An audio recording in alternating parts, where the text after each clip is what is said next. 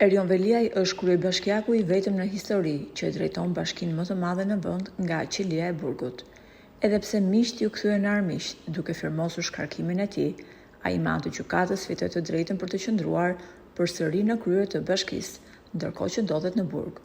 Në këtë situatë të vështirë për kryebashkiakun, ai që po i qëndron afër më së shumti është vëllai i tij, i cili po merret edhe me pjesën ligjore që Veliaj të lirohet sa më shpejt. Ndërkohë, bashkëshortja e tij, Ajola, për shkak se duhet të kujdeset për djalin e vogël, ju hoq masa e arresti shtëpiak dhe në këtë kushte ajo bën takime periodike me bashkëshortin dhe sigurisht i çon edhe të birin.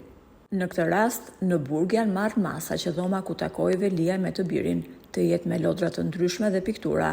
Kjo për t'i dhënë atij mundësi që të kuptojë se babai i tij përkohësisht po qëndron në një vend të mirë.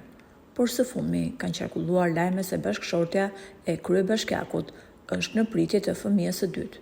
Ka qenë Real News që ka publikuar lajmin, më pas ka shtuar se nga informacione të besueshme deklarohej se Ajola është në fillim të shtatzanisë. Ky u bë lajmi më i komentuar në media. Gjithsesi, kjo nuk përbën asnjë çudi, sepse kur partneri është në Burg, çiftet e martuara kanë edhe takime speciale, çka nuk e përjashton këtë mundësi.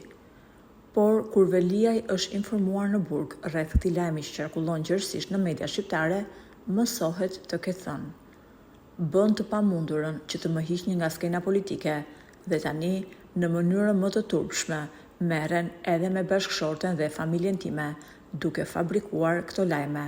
Kushdo që e ka sponsorizuar këtë lajm nuk është burr, por një zvaranik pa shtyllë kurrizore.